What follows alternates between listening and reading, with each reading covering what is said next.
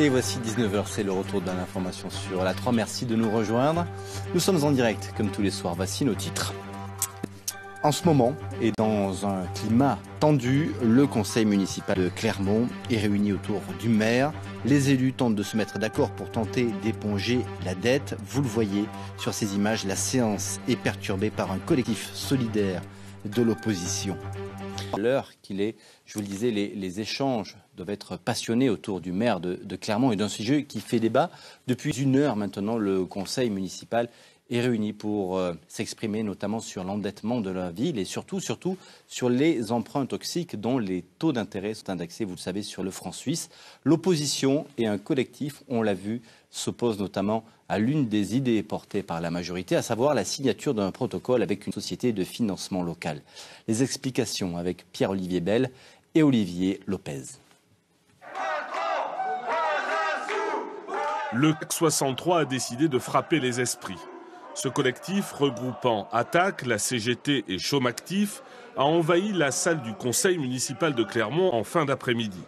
Pour eux, signer un protocole qui permettrait de racheter 2 des 4 emprunts dits toxiques que la mairie a contractés en 2007 est non seulement une faute politique, mais aussi un non-sens économique.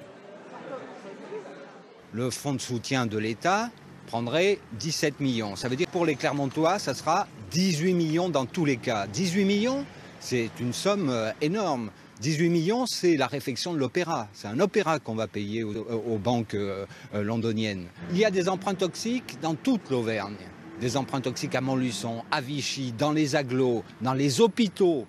Il faut regrouper toutes ces collectivités, il faut regrouper tous ces hôpitaux avec le soutien de la population pour continuer les actions en justice.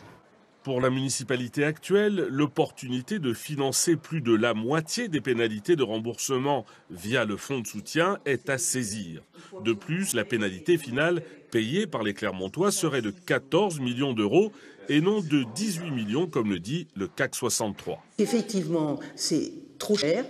C'est une erreur d'avoir recouru à ces emprunts toxiques, mais ça, on n'est pas la seule collectivité et il y a beaucoup de collectivités qui ont été comme nous. Il faut savoir que ces emprunts toxiques représentent 12% de l'encours de notre dette, donc on n'est quand même pas avec des taux très importants comme peuvent avoir certaines villes, mais de toute façon, même 12% d'emprunts toxiques, c'est trop. Donc il faut absolument arrêter. En octobre 2015, Clermont Communauté a voté à une très large majorité un protocole pour en finir avec les emprunts toxiques. Selon toute logique, le conseil municipal de Clermont-Ferrand va faire de même.